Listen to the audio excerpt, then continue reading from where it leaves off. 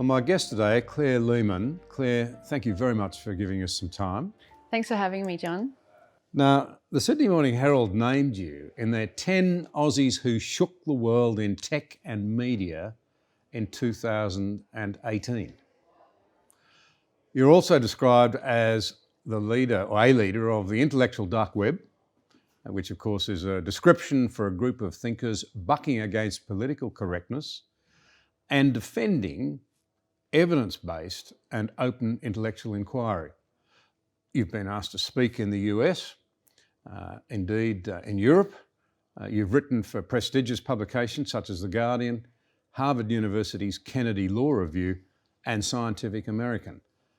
You've also started one of the best, and according to many on the left, one of the most notorious online magazines in the world called Quillette. Now, the aim of Quillette is to expose ideas to serious scrutiny, serious examination. Could you tell us a little about your background and what led you to take such an interest in ideas and trends? Okay, so my background is an interesting one. I started off as an arts student. I had an interest in English literature. I found back in the early 2000s that English studies had been taken over by postmodern theories, and I was not particularly interested in studying postmodern theories, so I switched to psychology. And I studied psychology and became interested in the topic of sex differences or gender differences. And I became interested in the battle of ideas because the psychological study of sex differences is quite controversial and politicized within the academy. And so I read both sides of the debate, and I could see how a very important area of scientific inquiry, particularly important to women, can get stymied and blocked and obstructed because of politicization of scientific inquiry. So that's how I became interested in ideas, and that's one of the motivating factors behind Quillette. So the idea that you would politicise science, which is meant to be about reason, objectivity, pursuing the evidence, setting up a question and then seeking the answers to it, are you in effect saying that science can be distorted to suit political ends and is being distorted to that end? Well, my interest was in science being stopped or slowed for political ends. So when it comes to the study of gender differences, there have been activists or advocates in the academy who have said that to study any of the differences between men and women is a sexist thing to do. Just merely asking the question is a sexist question. Now, from my point of view, all questions should be allowed to be asked. There is no such thing as a question that can't be asked. So it was very problematic to me to think about science being stopped or halted for political or moral reasons. And that's a underlying theme of Quillette. We're very much about open inquiry and defending open inquiry and allowing people to ask any questions that they want to ask. You mentioned that you were not interested in a sort of postmodernist lens for looking at the world. Yeah. Now, postmodernism sort of has certainly taken over in the latter part of the last century and up to now in terms of the way that we see things. What does it mean to you, though, to say that you don't want to see the world through a postmodernist lens? Well, I consider myself to be a positivist. That is, I believe there is such a thing as objective reality. We can discover it with the scientific method. There is such a thing as reality. I view the postmodernist or post-structuralist philosophy as, it's hard to characterize simply, but they question the idea that there is such a thing as objective truth. Language shapes reality. One can't discover truth through the scientific method. And that to me does not help us understand more about the world. It doesn't help us navigate towards the future. And I think it creates more confusion than clarity. And so I'm all about using the methodologies and the epistemologies that help us understand the world and seek a better future rather than creating chaos and confusion, which is what I think postmodernism does. I heard someone say recently that ambivalence in language is the postmodernist's best friend. Yeah. So it's very hard to have a rational debate if you consistently move the meaning of words around so that no one knows what the rules are anymore. Yeah, and we see this, I mean, there are all sorts of language games that are played, and there's a phenomenon called concept creep where the definition of a word changes over time and you don't know what definition you're using anymore. So once upon a time, the definition of racism or sexism was to discriminate against someone, a person of color, or just to discriminate against a woman. Now, the terms mean something quite different. I gave a speech last year at the Centre for Independent Studies where I read a few abstracts from papers from a discipline called critical race theory, in which they argue that ignoring someone's skin colour and treating people the same is itself racist. So the meanings of the words have been completely inverted, but it's the same word. And so it creates all of this chaos and confusion because you never know what people are actually referring to. And there are all of these kind of competing and conflicting meanings, and it's a mess. Some of the words around that are bandied around a lot now seem to have meanings attached to them that are almost impossible to me. Diversity is one, inclusiveness is another one. Yeah, that's right. They don't seem to mean real diversity at all. That's right, absolutely. And you're only included if you actually fit the mindset of the people who are advocating that inclusiveness. Yeah, diversity is an interesting one because it doesn't mean diversity of thought. It often doesn't mean diversity of class or socioeconomic status. It means diversity in how you look. But it's often used as just like a catch-all word to mean all of the things that are supposed to be good, without any real precision about what people actually mean by that word. The interesting thing is that a lot of these social agitators would say that they are following in the footsteps of the civil rights movement in America. So you go back to Martin Luther King, because he was saying, I don't want my children to be judged by the colour of their skin. I want them to be judged by the content of their character. It seems to me that this idea that somehow or other a lot of the social activism that we see today is following in the noble footsteps of that movement, really pretty superficial. I think that's completely wrong. I think Martin Luther King was an inheritor of the Enlightenment, and he, like the early feminists like Mary Wollstonecraft, just wanted to extend Enlightenment principles of equality of opportunity to Black people in America, and that's what Mary Wollstonecraft wanted to do for women, just extending equality before the law, equality of opportunity to groups who had been overlooked throughout history. What we're seeing now is a rejection of Enlightenment principles. It's not about equality of opportunity. It's identity politics is about ranking people in a hierarchy. Yeah, a new aristocracy. Exactly, which is it's medieval in a way because it rejects the Enlightenment that everyone is created equal. And the problem with identity politics, whether it's white nationalist identity politics or grievance-based sort of racial,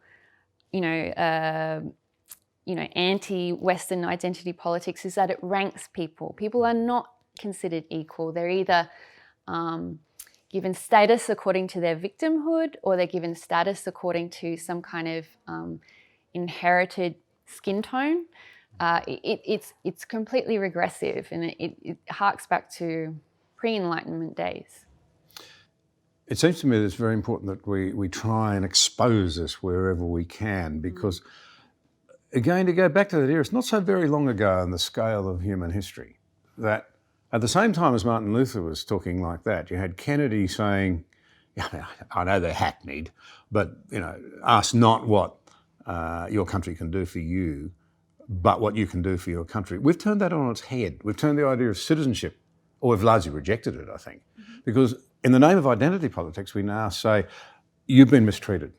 Yeah. You have things that you are rightly aggrieved about, even if you hadn't heard about them, and your country owes you. Yeah. And the problem with it is that I wonder whether victimhood, being a victim, is ever a really good place to be.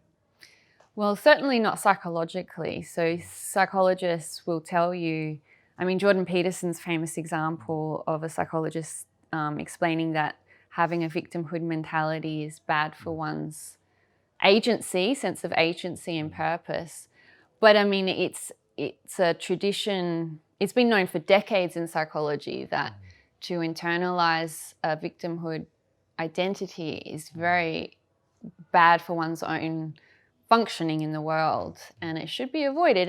And the problem is that we've got these political movements which are encouraging mindsets that are known to be harmful, and among young people. So it's very damaging.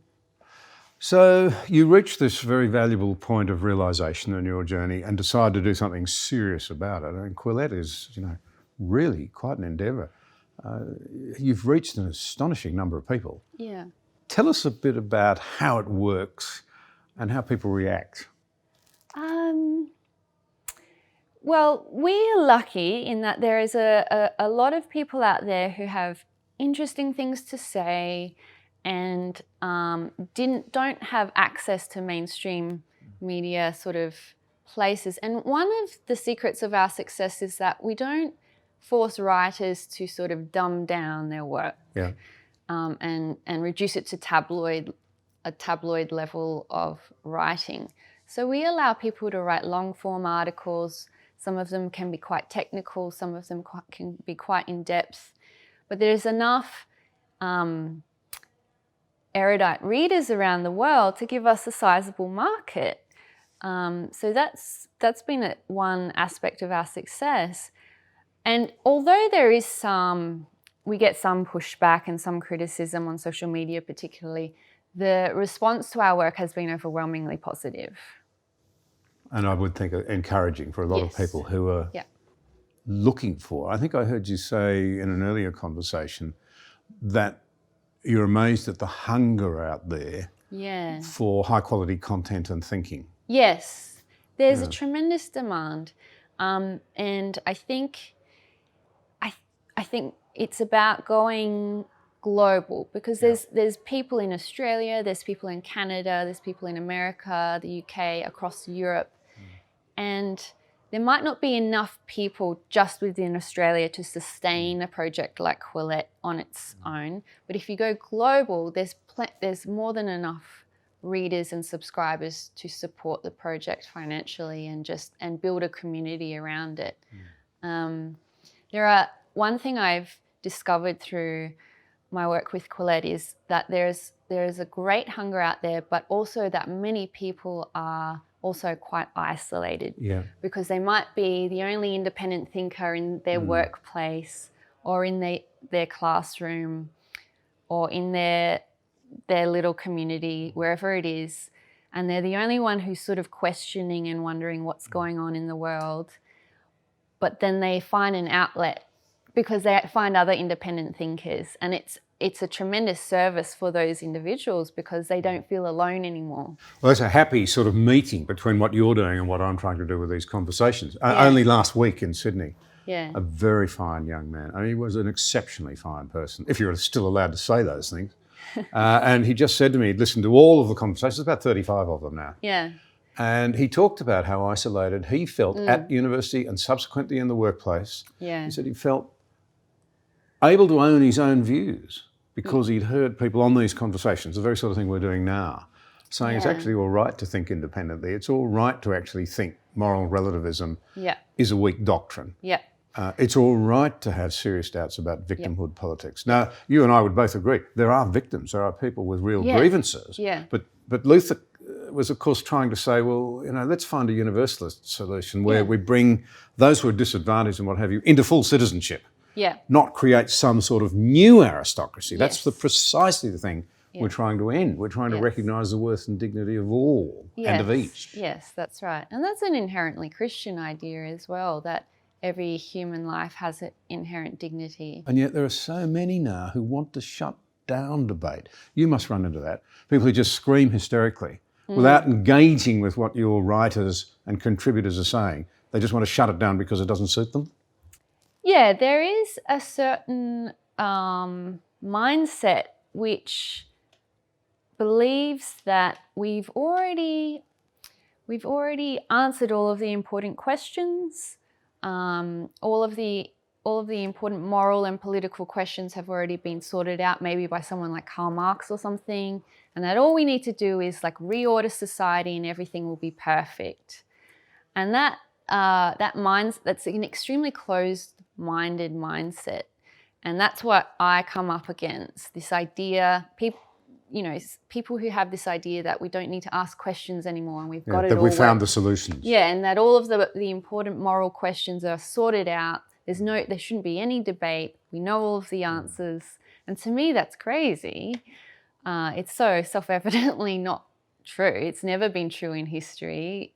But unfortunately, that mindset is kind of prevalent at the moment within certain communities and even within academia, which is paradoxical because academia is where you're meant to ask all of the questions.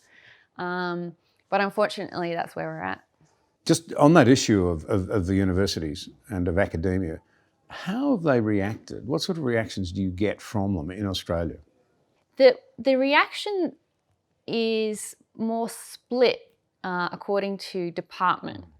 So there are academics from the humanities generally dislike Quillette and what we do, even though we're publishing literary essays and book reviews, and we publish poets and artists and other creative people.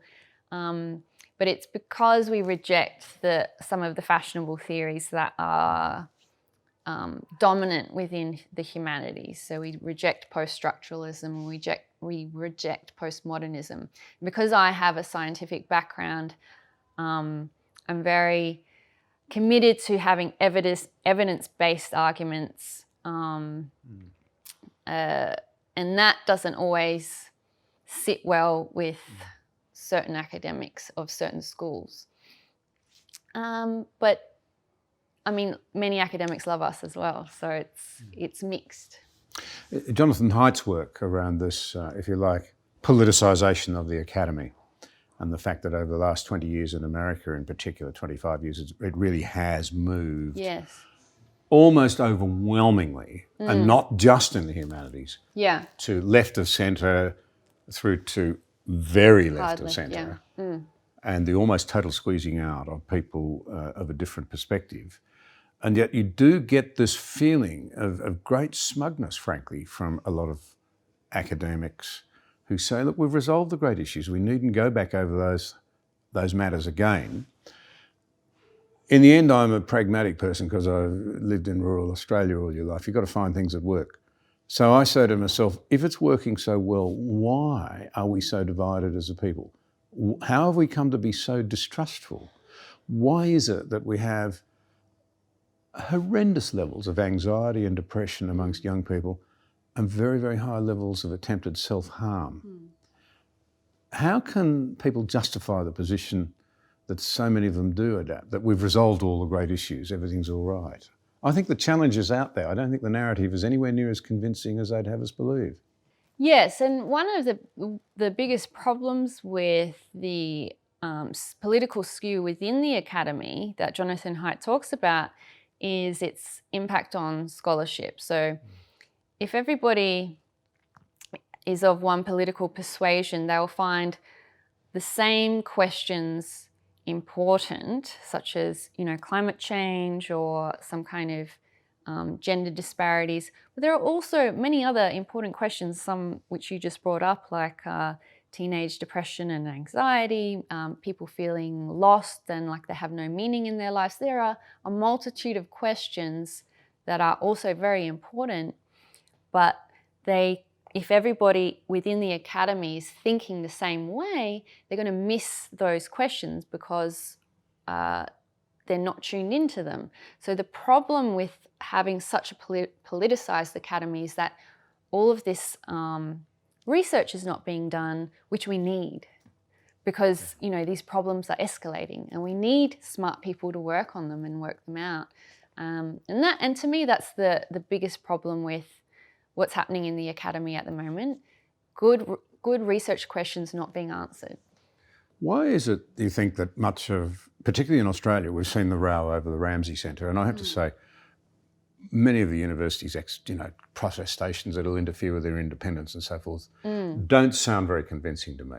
Sure. I mean, you really get the impression that they don't want sort of classic history, the great canon taught. Yes. We seem to loathe our own cultural underpinnings. We don't want to teach them. We only want them disparaged. Yes. Yeah, so that's a really important question, I think, for our civilization. There was a shift in the 1960s and the 1970s, thanks to the influence of the Frankfurt School. Right. So theorists such as Marcuse, Adorno, Horkheimer, a bunch of other guys, and then started in Germany in the 1920s.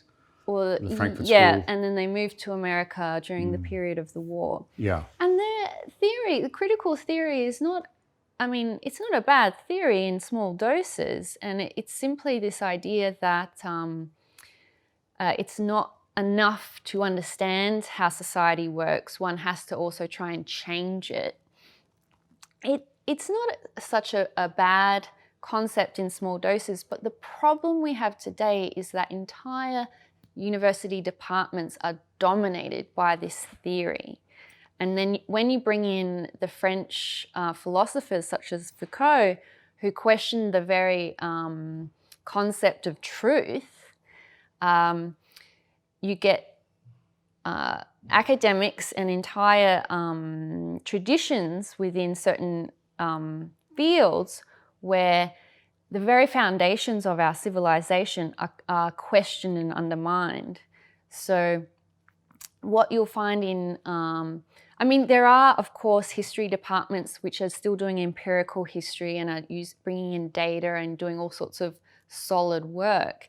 But we've also got a situation where there are very strong dominant narratives which say that Western civilization is inherently exploitative. It's ransacked other cultures in Africa and in the East. Everything about our civilization has harmed other peoples, Indigenous peoples. There's actually there's no pride or recognition of any of the achievements that we've made, that Western civilization has made. And so we're getting an entire generation of young people coming out with this very distorted view of history, and who are seeing their own society and their own history in a very negative light. And I don't think that is healthy at all for a civilization. Surely it's important to remember that the Frankfurt School and from the 1920s, and in fact the Italian Gramsci as well, who was writing in the 1930s, one-time friend of Mussolini, falls out, goes to prison, dies, his works are largely forgotten, but then they're discovered again in the unhappy and turbulent 60s. In many ways, they were motivated by a frustration that the workers had not arisen and overthrown Western capitalism and installed communism. Yes. If the workers weren't going to do it, then perhaps it should be done through academia and reaching the young people. If you like, that's where the term, I think, cultural Marxism probably comes from. Attack the culture, ensure that it's no longer seen as worthy, as having delivered good. No one would ever say it was perfect, but I wonder whether any cultures have ever really developed personal freedom in the way that the West has. Yeah. And yet our young people are being subjected, because it filters out of the universities into academia, into the teaching professions, into the media, now into the boardrooms. I wonder whether, in fact, it equips people to form balanced perspectives Yes. on what works and what doesn't work. Yeah, so the thing that frightens me the most about critical theory, which has become this dominant explanatory theory within a great portion of academia, is that it doesn't allow for neutrality or impartiality. Yeah. So it forces, when you say it's not enough to understand the world, the point is to change it, it forces one to take a position, to pick a side. And then what happens is when academics are advocates or activists, they see people who are trying to remain impartial or neutral as the enemy. They haven't picked a side. They're fence sitters. They're the enemy. And so it's really frightening because unless we have a space where one can be apolitical or neutral or impartial, we lose our ability to analyze things objectively. We lose the ability to have fair procedures. I mean, imagine the court system, the justice system, if we all just had to pick a side without understanding the evidence. You know, imagine being a person on a jury and you haven't even looked at the evidence, but you've got to decide whether someone's guilty or not guilty. I mean, we'd be living in the dark ages again. But this is what this theory is doing, and we're training the younger generations to think in this way, which is what scares me the most. Well, I agree. Although there's cause for great hope. Yeah. There's an enormous appetite amongst younger people, Yes. I think, for ideas, for being able to explore these things properly. A young Australian said to me the other day, very, very bright young man, and he was at one of our best recognised universities studying commerce and law, and he just said to me, 80% of the people in my classes believe they're fed a lot of ideologically driven stuff that does not bear examination, but they play the game to get through. Sure, yeah. If I were an academic hearing that and I was concerned for decency and objectivity and professional integrity, I'd be concerned. Yeah. No, I think that the universities are not doing themselves any favours because they will reach a tipping point where enough people are disillusioned and alienated and dissatisfied and they will politicise themselves so much that they'll lose funding. Because, I mean, the institution of the university gets its prestige and its authority and its funding on the premise that they're seeking truth and they're providing accurate knowledge and the taxpayers' money is not going to waste. If they continue down the path that they are on at the moment, the public will get fed up and their funding will dry out, potentially. I think one of the great problems in Australia has been the breakdown of trust in our institutions. Up until now, our universities have remained quite trusted. Yes. But I think they're on thin ice. I think there's an emerging awareness that in many ways they're not committed to equipping the next generation properly and in a challenging way. Do you think we've got the disease as badly in Australia as they've got in Europe and America, or not as badly? How do you think we rate? I don't think it's quite as bad. And we have a few protective factors in Australia, such as the university's been quite open and egalitarian. We don't have this system of having the Ivy Leagues where people have to pay an arm and a leg just to get in, and then the students have extraordinary powers to sort of get professors fired because they're paying so much money, and the administration needs to, keep the customer happy. We're sort of protected in a way from some of the crazy student protests that we've seen in America. I think certainly some disciplines and some departments have been completely corrupted, but the university itself is probably in not a dire situation. And I think we can, it's not so bad that things can't be reformed. But when my children are older, I will definitely advise them to avoid certain subjects because they're just a waste of time. Yeah. Unfortunately. Tell me about our national broadcaster. It claims it's politically neutral. Yeah. They've just undertaken a major exercise talking to Australians about what they want. And come back and they've said, well, Australians don't want to talk about politics as much. But I noticed nearly all of the people that they've got now that they've set up to run their new programs in light of that information are left of centre, really. They seem to be a conservative free zone by and large. Yeah. And yet they're paid to reflect, I think, a diversity of views, a genuine diversity of views. How do you get on with the ABC? How do you see their... Well, I'm not as critical of the ABC as some people, but I definitely notice what you describe, diversity but lack of diversity. What I think the ABC needs to do is get more people from different socioeconomic backgrounds in, so having diversity of class, having more perspectives from rural Australia. I think I see a bubble, and it's an urban middle class bubble being represented most on the ABC. Now maybe that's their viewers, but they're meant to be representing all of Australia, so we really need a little bit more diversity. They do get a lot of our money to do that. Yeah. And that's the thing. If you don't have class diversity, and if you're only drawing from an urban population, it will be predominantly left wing, because the urban middle class is left wing. That's just how it is today. Whereas more working class people have sort of shifted more to the right. We've seen this great realignment. And so, yeah, and it really is the responsibility of institutions like the ABC to not alienate rural Australians and working class Australians and conservative Australians, and bringing everyone in together to have a conversation. And they should be able to do that. Claire, let's talk about Quillette. Firstly, what's the word? Where did you get the word, the name? Well, Quillette is a word for a wicker off-cutting. Right. That you plant into the ground and which grows into a tree. Right. And so I wanted a name that could convey this idea that if you have an idea and you write it down in an essay, it can change the world. Right. Yeah. Pen is mightier than the sword. Exactly. Think of some of the great essays down and statements in words that have changed the world. Yeah. You're absolutely right. Yeah.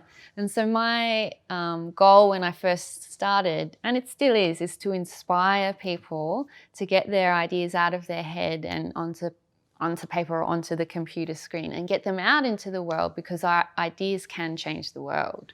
And so I thought Quillette was a good metaphor for that. Great. Well, to whet people's appetites, a couple of your favourite essays that people have contributed that you think people...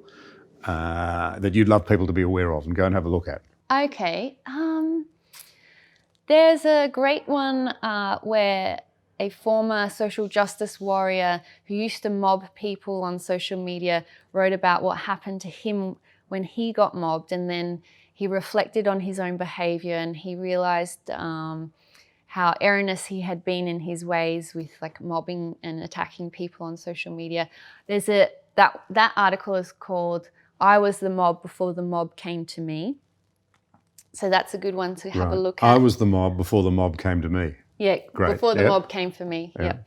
That's a good one. There's a few articles by a young African-American writer called Coleman Hughes. Mm-hmm. Probably the best one is called The Racism Treadmill. That's outstanding. Everyone should go and have a look at that. There's an interview I did with Camille Paglia. Yeah. Who I love, and that was a great honour for me to interview her.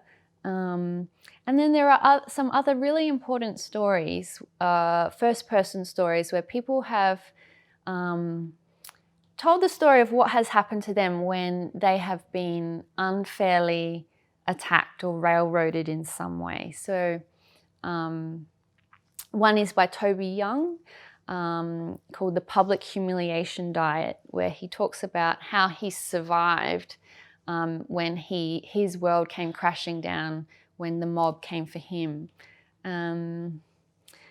But there are so many. I could keep going on and on. But yeah, I'm really proud of the fact that we've given people who have been ostracized in some way, or who have been sort of expelled from polite society, a venue to tell their stories and to find each other.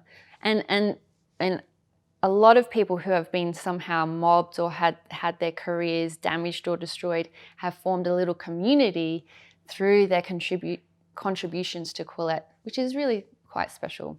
Maybe we need to relearn some lessons about doing unto others as we'd have them do unto us. Absolutely. And it's an ugly part of human nature, but it has a long history. If you think of people being clapped in the stocks and having food thrown at them, we've got a long history of humiliating people in public, going after individuals in mobs because there's some ugly part of our nature that enjoys it, that gets a thrill out of it. And it was and still is a great achievement of our civilization to sort of cut against that, develop social norms and laws and institutions that cut against that part of our human nature. But we're seeing those norms erode at the moment. And my final point out of that is that I think you and I are both committed to doing everything. We have family, we have young ones. We want them to inherit the most civil society they possibly can. Yeah. But I've heard you say that the old left-right definition doesn't work so well anymore. We need to take into account now the age differences, the generational differences, and particularly in the context of climate change, we're seeing the emergence of, if you like, the substitution of a fair bit of emotion and heckling for calm, reasoned debate. Sure. I've never seen that sort of heat and emotion solve many problems. How do we understand this emerging problem of intergenerational, I won't say warfare, but certainly pretty high tension? How dare you? Yeah, sure. Yeah, I don't often, I mean, the left-right divide can be useful, but it's often too simplistic for what we're talking about today. And I often find the axis of authority versus liberty sometimes more useful. And I think what we're seeing today with the left is, if I think about my own parents and back when they were young in the 1960s and 70s, there was a lot of focus on liberty for the left, liberty from social conservatism and so on and so forth. And free speech was a huge part of what it meant to be a leftist. Yeah. Today, and family values, by the way. Yeah. Traditional family values. They were fierce defenders. Sure. Of mum, dad and the kids. Yeah. Well, that's part of defending the working workers, is to defend working families. But I think what we've seen is a shift towards more authoritarian leftism rather than liberal leftism. And so I find that liberal leftists are really easy to get along with and to talk to and debate with, and they're happy to have debates over any of these topics or any topic at all. But it's the authoritarians who are not open to debate. And unfortunately, the kind of progressivism that we're seeing in younger people today, and that is being taught within universities, is of the more authoritarian strain. And that is unnerving. And one thing that concerns me is how it gets reinforced by social media. So social media is this great engine for confirmation bias. Yeah, right. So it's really easy to find people who agree with you 100% on every single issue. So I think it's really easy for young people to get into these little echo chambers where they're reinforcing each other. And then once they come across someone who they disagree with in the real world, they're not equipped to be able to handle that disagreement. So they go straight for the ad hominem, straight for the appeal to emotion. And it's really not a constructive situation. Claire, given that I think we'd both say it's incredibly important to try and respect and understand one another. You said some very interesting things about your own political positioning and how you see your interaction in the public sphere. Can you tell us a little about your own ideology, for want of a better word, if that's not too personal? Sure. Well, I don't really have a package of political beliefs that is coherent enough to put me either on the left or the right. I just believe in foundational principles Right. such as freedom of speech, open inquiry, and due process. I think that would probably make me a classical liberal, but I think before we have debates about policies, we need to at least agree on some fundamental principles. And a lot of what animates me at the moment is trying to defend those fundamental principles. I think they're essential for civil democratic society, and if we lose those, everything crumbles. And then my own politics, I would probably have to describe myself as centrist because I'm conservative on some issues, progressive on some others. So, yeah, it depends on the issue, yeah. Yeah, previous guests have made diverse observations about the freedoms, but most would say you can't unbundle them. They belong together. Freedom Sure. of conscience, belief, religion, speech, and association, Yes. including the right not to associate, which we all do. Yes. At its most simple, we do it when we decide who we'll have dinner with Yes. and who we won't have dinner with. Yeah. But it's an important issue, I think, because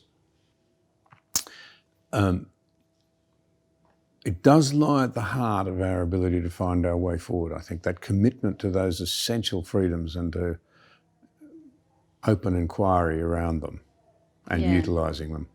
And I see them as non-partisan. I mean, Above politics. Free speech is for everybody. Yeah. Due process is for everybody.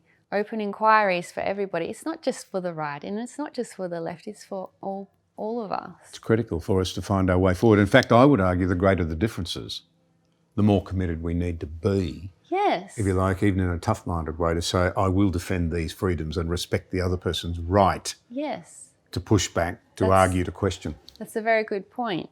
We need liberalism if we're going to have a pluralistic society, which we do. Probably more pluralistic than ever. Yes. So exactly. perhaps the need for civility and respect in debate is greater than ever. Absolutely. At a very time when it's being diminished. Yes. Claire, that's fantastic. I admire what you do enormously. Thank you. Thanks. I think we owe you a great debt. The Sydney Morning Herald got it right. You're making a great impact. Thank you. And I really do, for those who hear this conversation, say go and have a look and get engaged. And that's the key word, I think, engage. Let's drop the hype and the emotion, and let's rejoice in the fact that we have a shared humanity and we can, in thrashing out ideas and engaging, find a better way forward. Yes. Yep. Thank you, John. Thanks Thank for you. having me. I appreciate it. Thank you for watching this episode. We appreciate your support. If you value vital conversations like this one, be sure to subscribe to the channel there and also click the notification bell to stay up to date with new releases.